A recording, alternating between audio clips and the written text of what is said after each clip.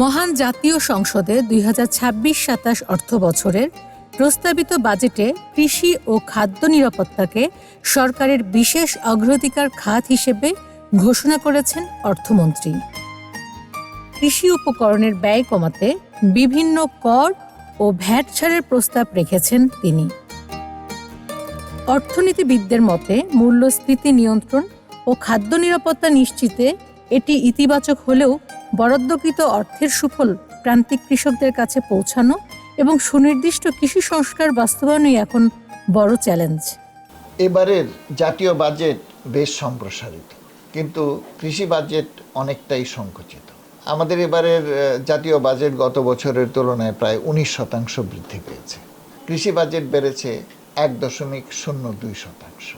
গত প্রায় 2 দশক ধরে কৃষি বাজেট ক্রমাগতভাবে হ্রাস পাচ্ছে, অর্থাৎ যে হারে আমাদের জাতীয় বাজেট বৃদ্ধি পাচ্ছে সেই হারে কৃষি বাজেট বাড়ছে না। আসল ফল থেকে তৈরি সম্পূর্ণ প্রিজারভেটিভ মুক্ত ফ্রুটিকা, পিওর মানে ফ্রুটিকা। যে কারণে 2009-10 থেকে এবছর পর্যন্ত আমাদের জাতীয় বাজেট প্রায় 7.5 গুণ বৃদ্ধি পেয়েছে, কিন্তু কৃষি বাজেট বৃদ্ধি পেয়েছে 4.5 গুণ। 2011-12 সালে আমাদের মোট বাজেটে কৃষি বাজেটের হিস্সা বা শরিকানা ছিল 10.6%। এবারে তা অনেক কমে এসে 5% নেমে গেছে। আমাদের ভর্তুকির কথা ধরুন, ভর্তুকি গত 11-12 সালে মোট বাজেটের প্রায় 6.4% ভর্তুকি খাতে নিয়োগ করা হয়েছিল। এবছর সেটা নিয়োগ করা হয়েছে 1.75%।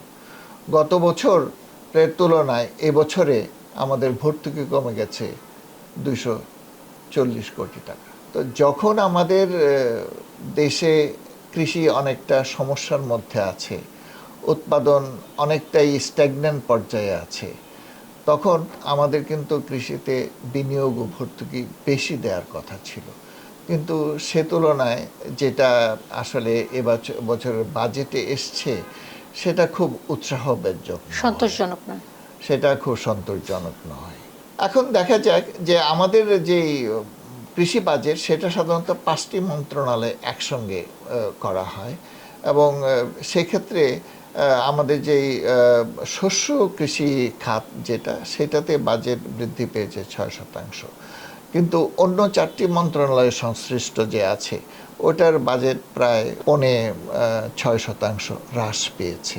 তো সার্বিক দিক যদি বিবেচনা করা যায় তাহলে দেখা যাবে যে কৃষির প্রধান খাতগুলোতে বাজেট কমে গেছে, যেমন মৎস্য ও পশু সম্পদ মন্ত্রণালয়, এখানে কিন্তু বাজেট প্রায় 20% কমে গেছে।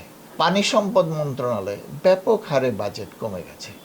আপনি যদি উৎপাদন এবং উন্নয়নের সঙ্গে জড়িত মন্ত্রণালয়গুলি দেখেন, পাট মন্ত্রণালয়, সেখানে বাজেট অনেক কমে গেছে। আপনি যদি স্থানীয় সরকার, পল্লী উন্নয়ন, যেটা কৃষি উন্নয়নের সঙ্গে সরাসরিভাবে জড়িত, সেখানেও দেখা যাবে যে বাজেট কমে গেছে।